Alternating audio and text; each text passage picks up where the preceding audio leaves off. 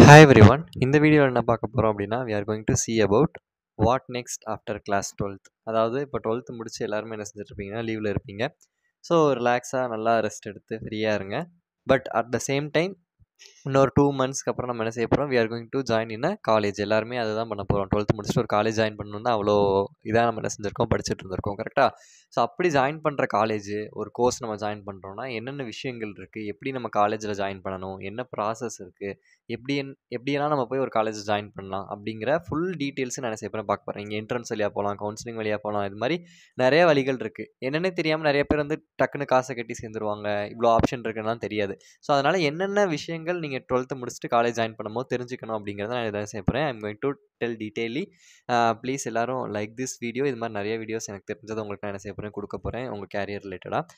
Next video வந்து நீங்கள் உங்களோட ஒரு கோர்ஸ் எப்படி சூஸ் பண்ணணும், காலேஜ் எப்படி சூஸ் பண்ணணும், உங்கள் கேரியரை நீங்கள் எப்படி சூஸ் பண்ணணும் அப்படிங்கிற ஒரு இம்பார்ட்டன்ட் வீடியோ நான் செய்ய போகிறேன். சீக்கிரம் அப்லோட் பண்ண போகிறேன். So please do support to the channel. Okay. So first ஒரு காலேஜ் நீங்கள் 12th முடிச்சு ஜாயின் பண்ணுறீங்கன்னா 12th mark is the base. கரெக்டாக நீங்கள் எடுக்கிற 12th மார்க் தான் ரொம்ப ரொம்ப இம்பார்ட்டன்ட். அதுவும் கட் ஆஃப் அப்படிலாம் நம்ம நினச்சிருப்போம், கேள்விப்பட்டிருப்போம். அதெல்லாம் என்ன நம்ம டீட்டெயிலாக என்ன செய்யலாம், பேசலாம். பட் அதுக்கு முன்னாடி நீங்கள் ஒரு காலேஜ் முடிச்சதுக்கப்புறம் ஒரு ஸ்கூல் முடிச்சதுக்கப்புறம் ஒரு காலேஜ் எப்படி ஜாயின் பண்ணலாம்னா ஒரு என்ட்ரன்ஸ் எக்ஸாம் வழியாக. நிறைய என்ட்ரன்ஸ் எக்ஸாம்ஸ் இருக்குது, எம்பிபிஎஸ்க்கு இருக்குது, இன்ஜினியரிங் இருக்குது, நிறைய என்ட்ரன்ஸ் எக்ஸாம்ஸ் இருக்குது. ஸோ என்ட்ரன்ஸ் எக்ஸாம் வழியாக ஜாயின் பண்ணலாம் ஒரு வழி. இன்னொன்று கவுன்சிலிங். நம்ம இன்ஜினியரிங் கவுன்சிலிங் இருக்குது, அக்ரிகல்ச்சர் கவுன்சிலிங் இருக்குது. ஸோ கவுன்சிலிங் வழியாக ஜாயின் பண்ணலாம். இல்லைனா டேரக்ட் அட்மிஷன்ஸ். ஒரு சில ஆர்ட்ஸ் அண்ட் சயின்ஸ் காலேஜ், ஒரு சில காலேஜஸில் டேரெக்டாக நீங்கள் என்ன செய்வீங்க, அட்மிஷன் போடுற மாதிரி இருக்கும். ஸோ இந்த 3 வழியாக நீங்கள் என்ன செய்யலாம், ஒரு காலேஜ் என்ன செய்யலாம், ஜாயின் பண்ணலாம். ஸோ இதை பற்றி நான் என்ன செய்கிறேன், டீட்டெயிலாக என்ன செய்ய போகிறேன் உங்களுக்கு சொல்ல போகிறேன். சரியா? First entrance exam. 12th முடிச்சுட்டு என்னென்ன என்ட்ரன்ஸ் எக்ஸாம் இருக்குது, நிறைய பேருக்கு தெரியாது. நிறைய என்ட்ரன்ஸ் எக்ஸாம்ஸ் என்ன செய்கிறாங்க, கண்டக்ட் பண்ணுறாங்க.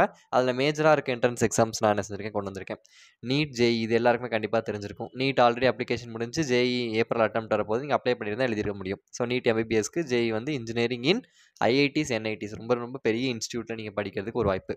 தென் சியூஇடி யூஜி, இதுவும் நிறைய பேர் அப்ளை பண்ணியிருக்கீங்க. எனக்கு ஃபோன் அடிச்சுலாம் டவுட் நிறைய பேர் கேட்டாங்க இந்த சியூஇடி யூஜிக்கு. ஸோ இது வந்து ரொம்ப ரொம்ப ஒரு முக்கியமான எக்ஸாம். ஏன்னா ஆர்ட்ஸ் அண்ட் சயின்ஸ் நான் படிக்க போகிறேன்னு சொல்கிறவங்க நார்மலாக ஒரு காலேஜில் போய் படிக்காமல் ஒரு சென்ட்ரல் யூனிவர்சிட்டிஸில் போய் நீங்கள் படிக்கிறதுக்கு இந்த எக்ஸாம்ஸ் என்ன செய்கிறாங்க, கண்டக்ட் பண்ணுறாங்க. ரொம்ப ரொம்ப ஒரு நல்ல option to study arts and science in central universities. நிறைய ஃபஸ்ட்டே உங்கள் யூஜிலேயே உங்களுக்கு எக்ஸ்போஷன் வந்து என்னவாக இருக்கும், நல்லாயிருக்கும் பிஎஸ்சி படிக்கும் போதே. சரியா? ஸோ அதனால் யாரெல்லாம் அப்ளை பண்ணியிருக்கீங்களோ very good. I think date முடிஞ்சிருச்சுன்னு நினைக்கிறேன் இதுக்கு. தென் என்டிஏ டிஃபென்ஸுக்கு, தென் ஐசிஏஆர் இந்த எக்ஸாம் வைக்கிறாங்க ஃபார் அக்ரிகல்ச்சர். தென் கிளாட் இது வந்து லாக்கு வந்து என்ன செய்கிறாங்க, எக்ஸாம் வைக்கிறாங்க. ஈவன் தான் நம்ம அக்ரிகல்ச்சர், இன்ஜினியரிங், அதுக்கப்புறம் லாக்கெலாம் நம்ம தமிழ்நாட்டில் தனியாக கவுன்சிலிங் இருக்குது. பட் இதெல்லாம் நீங்கள் சென்ட்ரல் இன்ஸ்டியூஷன்ஸில் படிக்கிறதுக்கு உங்களுக்கு என்ன செய்வாங்க, இந்த மாதிரி எக்ஸாம்ஸ் வைக்கிறாங்க. ஸோ இதுக்கு எதுக்கும் டேட் இருந்துச்சுன்னா நீங்கள் பார்த்து செக் பண்ணி என்ன செஞ்சுக்கோங்க, அப்ளை பண்ணிக்கோங்க. அதை தாண்டி deemed universities like VIT Vellore, மெட்ராஸ்லாம் இருக்குல்ல அங்கே, அதுக்கப்புறம் பிட்சேட், அதுக்கப்புறம் SRM, Amrita university, Vels university, இந்த மாதிரி யூனிவர்சிட்டியில் நீங்கள் இன்ஜினியரிங் சேர்றதுக்கு அவங்க என்ன செய்கிறாங்க, அவங்க தனியாக என்ட்ரன்ஸ் எக்ஸாம் கண்டக்ட் பண்ணி தான் சேர்க்குறாங்க.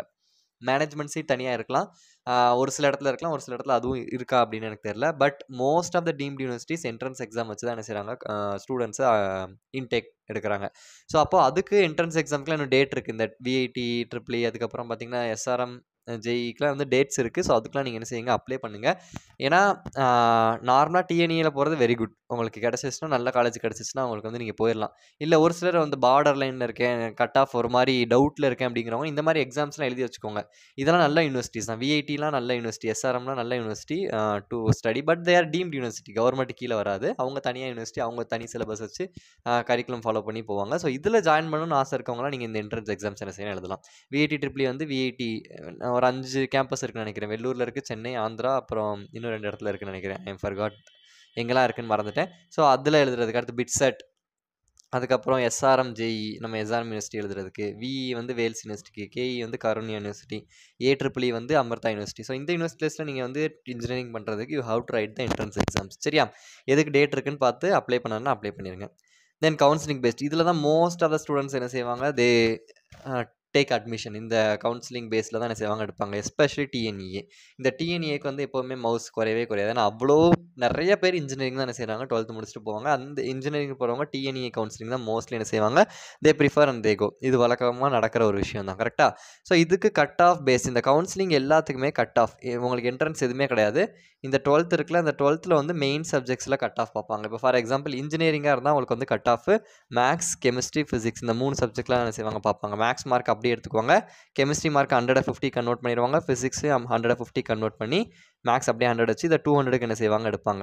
இந்த கட் ஆஃப் பிரகாரம் உங்கள் எல்லாருக்கும் ஒரு ரேங்க் கொடுப்பாங்க. யார் ஃபஸ்ட் ரேங்க், செகண்ட் ரேங்க், உங்கள் மார்க் இந்த கட் ஆஃப் இருக்குல்ல. இப்போ 200க்கு 200 எடுத்தவங்க ஃபஸ்ட் ரேங்க், அடுத்து 199 எடுத்தவங்க செகண்ட் ரேங்க், இது மாதிரி வரும். பட் 200 அவுட் ஆஃப் 200லேயே நிறைய பேர் இருப்பாங்க. ஸோ அப்போ அவங்களுக்கு எப்படி ப்ரிஃபரன்ஸ் கொடுப்பாங்க? ஏன்னா மேக்ஸ் மார்க்கு, கெமிஸ்ட்ரி, ஃபிசிக்ஸ் எல்லாமே சேமாக இருக்கனால தான் 200 அவுட் ஆஃப் 200 எடுத்திருக்காங்க.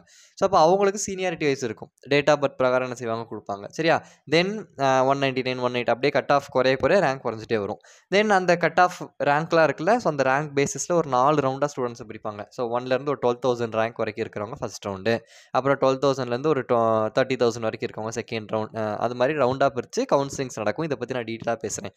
பட் இந்த கவுன்சிலிங் எல்லாத்துக்குமே என்ன பேஸ்? உங்களோட 12th மார்க். எஸ்பெஷலி இன்ஜினியரிங் வந்து மேக்ஸ், கெமிஸ்ட்ரி, ஃபிசிக்ஸ் வந்து ரொம்ப ரொம்ப இம்பார்ட்டன்ட். அண்ட் அக்ரிகல்ச்சருக்கு I think biology, chemistry, physics and sometimes மேக்ஸும் என்ன செய்வாங்க எடுப்பாங்க. நான் கன்ஃபார்ம் பண்ணிட்டு சொல்கிறேன். தென் டிஎன் காசா வந்து என்னென்னா ஆர்ட்ஸ் அண்ட் சயின்ஸ். கவர்மெண்ட் காலேஜில் ஆர்ட்ஸ் அண்ட் சயின்ஸ் படிக்கணும்னா அதுக்கு ஒரு கவுன்சிலிங் வைப்பாங்க. இது வந்து நீங்கள் அப்ளை பண்ணுவீங்க. பட் கவுன்சிலிங் வந்து காலேஜ் லெவலில் தான் இருக்கும். ஆல் ஓவர் தமிழ்நாடு லெவலில் இருக்காது. ஒரு காலேஜுக்கு தனித்தனியாக கவுன்சிலிங் நடக்கும். இதுக்கு வந்து maths, chemistry, physics, biology main subjects எல்லாத்தையும் எடுப்பாங்க. ஒருவேளை நீங்கள் காமர்ஸ் குரூப் அப்படி ஏதாவது பிபிஏ எடுக்க போகிறீங்க, பிகாம் எடுக்க போகிறீங்கன்னா உங்களோட 4 மேஜர் சப்ஜெக்ட் இருக்கும்ல. அக்கௌண்டன்சி, அதுக்கப்புறம் காமர்ஸு, கம்ப்யூட்டர் அப்ளிகேஷன், எக்கனாமிக்ஸ் இருக்கும்ல. ஸோ அதில் என்ன செய்வாங்க எடுப்பாங்க. சரியா? தென் டனுவாஸ் வந்து என்னென்னு பார்த்தீங்கன்னா வெட்டினரி. ஸோ இந்த வெட்டினரிக்கு நீட் வச்சு இவ்வளோ % அப்படின்னு இருக்கும்னு நினைக்கிறேன். பட் நம்ம தமிழ்நாட்டில் இந்த டனுவாஸ் நீங்கள் உங்கள் 12th மார்க்கை வச்சு இந்த கவுன்சிலிங் வழியாக வெட்டினரி டாக்டருக்கு என்ன செய்யலாம், நீங்கள் அப்ளை பண்ணி போகலாம். சரியா? நீட் கிடையாது. தென் நீட் இல்லாமல் இந்த டனுவாஸ் வெட்டினரி கவுன்சிலிங் உங்களால் போக முடியும். தென் பேராமெடிக்கல் கோர்சஸ் இருக்குது. நிறைய கோர்சஸ், அனஸ்தீஷியா இருக்குது, நர்சிங் போகலாம், ஃபிசியோதெரப்பி போகலாம். ஸோ அந்த மாதிரி போகிறதுக்கு தனி கவுன்சிலிங் வைப்பாங்க. இதுக்கு பயாலஜி, கெமிஸ்ட்ரி, ஃபிசிக்ஸ் தான் வந்து பேஸ் மார்க் நினைக்கிறேன்.